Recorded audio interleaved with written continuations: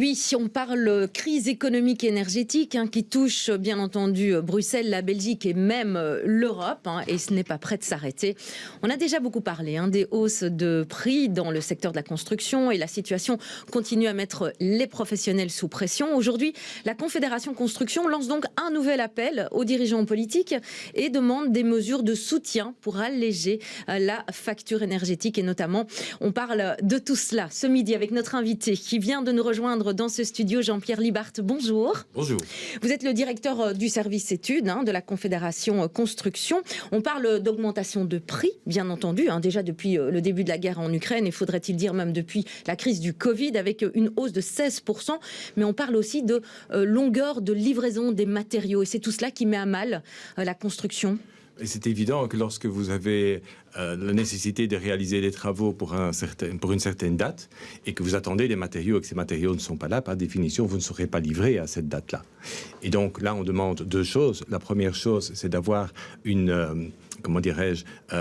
prolongement du chômage temporaire facilité, comme c'est déjà le cas maintenant jusqu'au 30 juin, mais on perçoit que ça ne sera pas suffisant le 30 juin, donc il faudra aller au-delà pour permettre aux entreprises qui ne savent pas produire en raison d'un manque de matériaux de mettre leurs travailleurs au chômage temporaire. Et d'autre part, on demande aussi l'application de la force majeure temporaire pour éviter que les entrepreneurs qui ne savent pas trouver à certains moments le matériau qui est demandé pour les travaux ne soient soumis à des pénalités de retard pour des causes auxquelles ils sont totalement étrangers, bien sûr. Oui, c'est sûr. Est-ce que ça concerne toutes les entreprises ?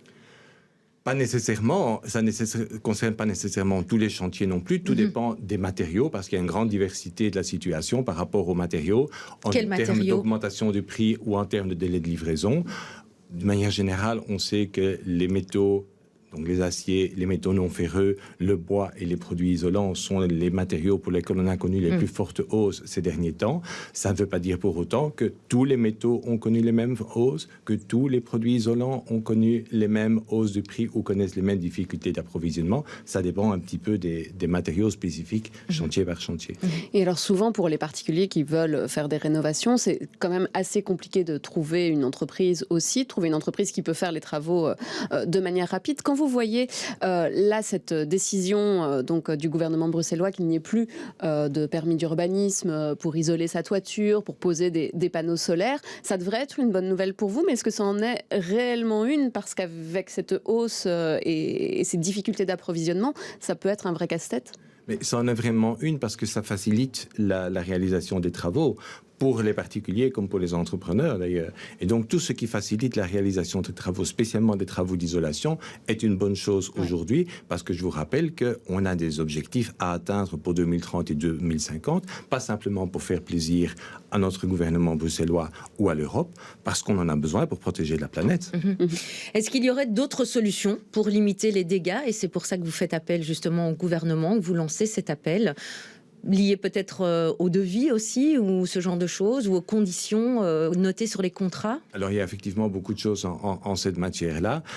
Une bonne pratique, c'est d'avoir des formules de révision de prix dans les contrats, de sorte que si les prix continuent à augmenter, l'entrepreneur ne soit pas obligé de prendre tout à charge et de se retrouver dans une situation où il doit travailler à perte, de sorte aussi que si la situation se normalise, le client puisse en bénéficier. C'est une bonne façon de faire, avoir éventuellement des clauses d'imprévision dans le contrat pour avoir des contrats équilibrés pour que les parties puissent rentrer éventuellement en dialogue, sachant sur quelle base elles raisonnent.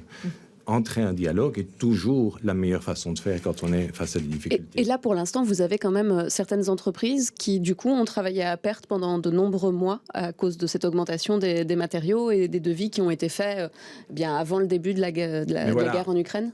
Voilà, on sait qu'avec les particuliers, ce n'est pas toujours facile d'avoir des clauses de révision et souvent ce n'était pas le cas avant les difficultés que l'on connaît maintenant. Et donc on a pas mal d'entreprises qui se retrouvent avec des chantiers sur lesquels il n'y avait pas de clause de révision qui était prévue et qui doivent absorber les augmentations de prix, ce qui se traduit parfois par des pertes, parfois des pertes importantes même sur les chantiers. On sait qu'au jour d'aujourd'hui, à peu près, c'est le cas pour 50% des chantiers en marché privé, mais on sait aussi que les mécanismes qui permettent de répercuter ces hausses sont de plus en plus couramment appliqués dans les marchés privés. On sait par exemple qu'il y a un an, un entrepreneur qui disait « je veux bien vous faire tels travaux avec tel matériau, mais ce sera avec un prix du jour pour les matériaux ».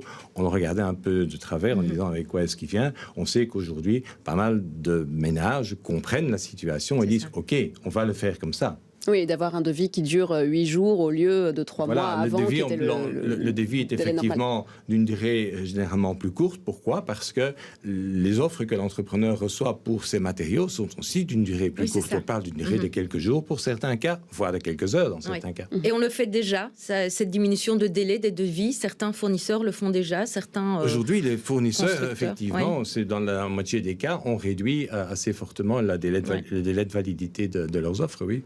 Vous faites aussi appel à l'Europe. Qu'est-ce que vous attendez de l'Europe ? Mais c'est-à-dire, dans une situation pareille, on a toujours une crainte qu'il y ait des dérapages. Vous savez, au niveau des matériaux de construction et encore plus en amont au niveau des matières premières, il y a certaines concentrations importantes au niveau mondial et on veut absolument s'assurer que dans la situation actuelle, il n'y ait pas d'abus de position dominante qui soit... Qui joue, je dirais, on veut s'assurer de ça au niveau de l'Europe comme au niveau belge. On appelle les autorités de la concurrence à être particulièrement vigilantes à ce sujet-là, effectivement. C'est ça, donc on peut soupçonner ces abus de pouvoir de certains fournisseurs, justement, de matières premières qui feraient jouer un peu le prix de l'offre et de la demande. Écoutez, c'est toujours très difficile, surtout de l'extérieur, à jeter un œil là-dessus, mais il est important d'être vigilant à ce sujet-là. Il y a une réglementation de la concurrence qui existe en Belgique et qui est la dérivée de la réglementation européenne en la matière. Elle doit toujours être respectée, mais plus que jamais lorsqu'il y a des tensions sur les marchés. Alors il y a quelques mois, même déjà avant la pandémie, le secteur de la construction quand même tirait la sonnette d'alarme par rapport au personnel et au personnel qualifié pour tout ce qui était les formations. Est-ce qu'aujourd'hui vous avez un petit peu plus de candidats aussi, ou est-ce que ça reste quand même très compliqué ? Alors on a toujours des candidats, mais on a aussi toujours une importante demande. Assez de candidats, alors. Voilà. Et la tendance reste la même. Vraiment, les gens veulent faire des travaux, ils veulent améliorer. Les gens veulent faire des travaux, veulent améliorer. Il y a aussi les objectifs de performance énergétique qu'on doit atteindre, mais aussi qu'on souhaite atteindre avec les prix de l'énergie actuels. De plus en plus, on souhaite spontanément atteindre ces performances. Donc, ça crée une demande et ça crée effectivement un besoin de main-d'œuvre qualifiée. Donc, on reste demandeur de toute solution qui permet d'aider à trouver les personnes qui veulent venir travailler et à former ces personnes pour qu'elles puissent être opérationnelles dans les meilleures conditions sur nos chantiers. Est-ce que, par exemple, les personnes aujourd'hui qui arrivent d'Ukraine et qui sont qualifiées, est-ce que ce sont des gens que vous allez aller chercher ou que les différentes entreprises vont aller chercher aussi ? Ils sont certainement les bienvenus. Donc, c'est vraiment certainement les bienvenus. C'est quelque chose sur lequel, une main-d'œuvre sur laquelle vous comptez aussi. Si effectivement il y a une main-d'œuvre comme ça qui est disponible en Belgique, elle est certainement la bienvenue. Merci en tout cas d'avoir fait le tour de cette question hautement importante. Jean-Pierre Libard, je rappelle que vous êtes le directeur du service études de la Confédération Construction. Merci beaucoup.